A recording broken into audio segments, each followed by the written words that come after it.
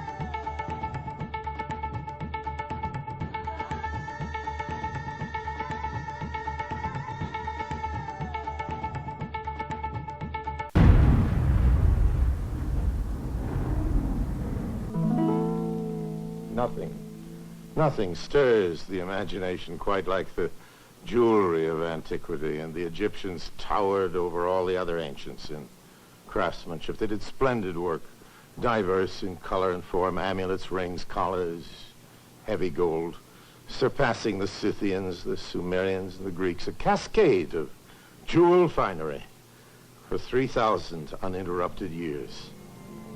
Put yourself in Carter's shoes for a moment as he opens these treasure chests for the first time. A slight tremble in the hand, perspiration on the palm. Not only from the point of view of quantity is the find amazing, Carter reports to the press. The period to which the tomb belongs is the most interesting in the long history of Egyptian art. We are prepared for beautiful things. Carter's words again. Within a yard of one of the rooms off the burial chamber stood what appeared to be a solid wall of gold. An astounding sight. Entombed in darkness for 3,000 years. Now, coming out of the void for the first time, 4 freestanding goddesses of the dead.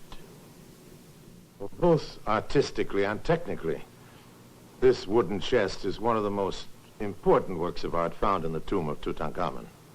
We'll bring it in very close so you can see the finely textured, painted ivory panels. Quite apart from the art, which reflects the preceding period in Egyptian history, is the theme of this painting. Kings and queens are usually shown as partners in some sort of activity, but here, Ankhesenamun is almost subservient. It's a very personal view of their life together. Another insight, perhaps, into the affection they had for one another. She's handing him fruit and a bouquet of flowers. Note her bearing, erect, queenly, yet graceful and mobile. He was Pharaoh, God to his people, slain or dead of natural causes before the zenith of his boyhood, mourned by a multitude of grateful subjects who lavishly stuccoed his burial chamber with gold. Yet he moves unnoticed, obscure, throughout the recorded years of antiquity, until a step is uncovered by an inquisitive scholar searching for the jagged fragments of a puzzle. From the National Gallery in Washington, touring Chicago, New Orleans, Los Angeles, Seattle, and finally, the Metropolitan Museum of Art in New York.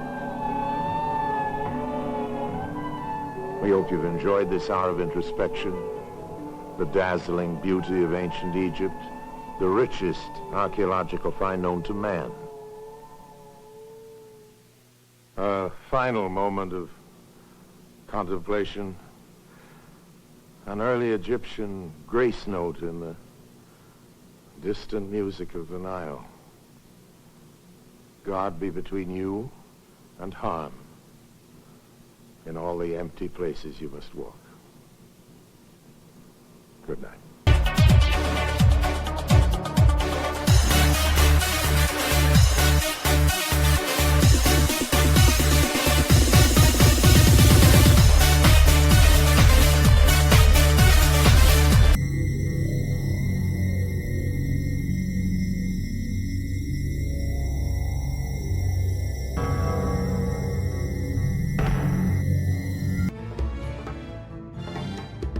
You're a beautiful ancient Egyptian queen. I'm old enough to be your mummy.